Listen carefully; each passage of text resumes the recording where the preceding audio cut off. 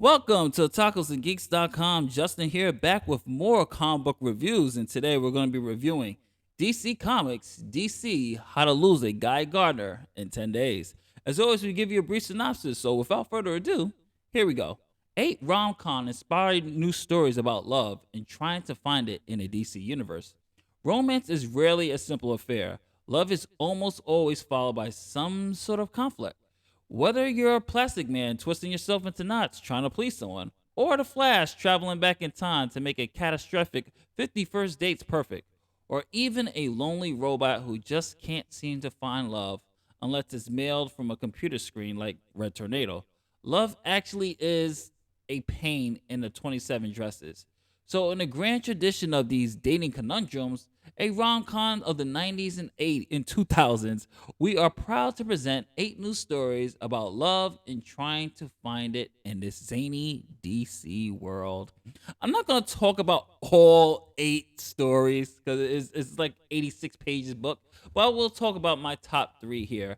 And my top 3, which I really did enjoy, is first the title card, the title of the entire book, which is How to Lose a Guy Gardner in 10 Days. I thought that was a really funny one. I'll talk a little bit about that, but I'll name all the titles for you. So the first story actually is Guy Gardner and How to Lose a Guy Gardner in 10 Days. You have Red Tornado and Robots Are Red and Androids Are Blue. Then you have Booster Gold and Golden Pairs. The Flash and Too Many Dates. Oh, that was a funny one. Constantine and Never Been Kissed. Plastic Man and Love's a Stretch. Wonder Woman and Say Yes to the Mess. Nightwing and Batgirl and Date Night. That's the final one. And what I really loved about the first story, the short story, was Guy Gardner. How to Lose a Guy Gardner in 10 Days is Guy Gardner. Well, let me just set up the little premise for you. So Vicky Vale is writing an article for the Gotham Gazette, and she basically decides that she wants to go on a date with a superhero, but the pitch is how horrible could it be to date a superhero? So she needs a superhero that she can get the best great material. So obviously dating Batman probably won't be as horrible. Dating Superman, Flash, Aquaman, most of these men are spoken for, by the way.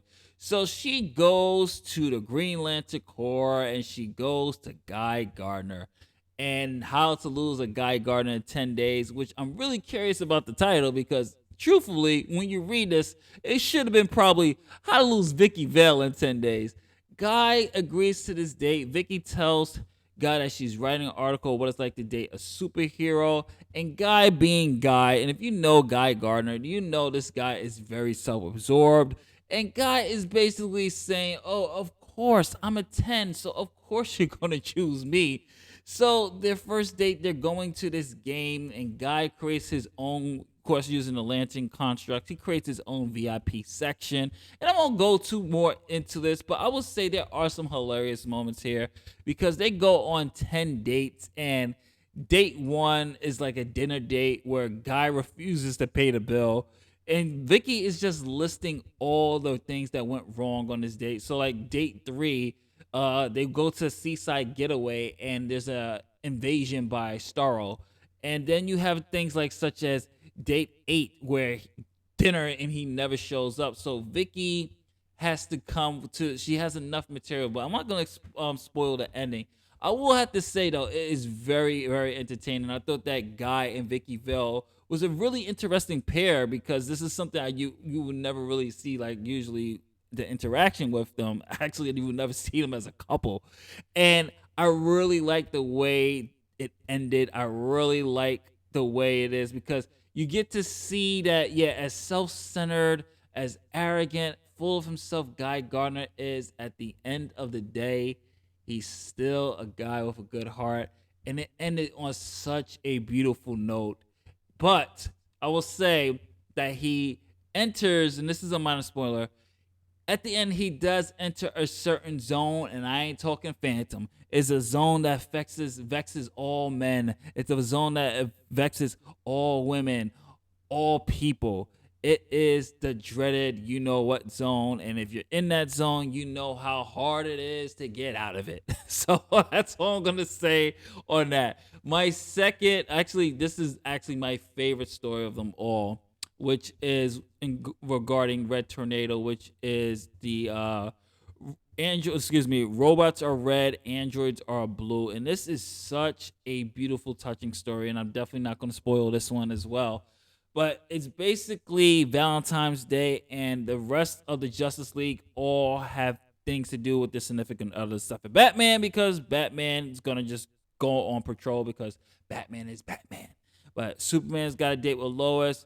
Booster Gold is gonna be on some date with some actress. Everybody has somebody. So Red Tornado is gonna just be watching the watchtower. But Batman says, "Hey, by the way, I know you're gonna be up here by yourself. I have created this AI program. Think of it like a chat GPT, but it's a bat GPT. And I need you to have conversations with it. It really help out, test out the new thing." And as this story goes, get to peel back the layers of Red Tornado. And even though he is this android with a synthetic body, he still has kind of human consciousness. So he does feel things, and he's starting to feel this loneliness, and he's talking to this AI.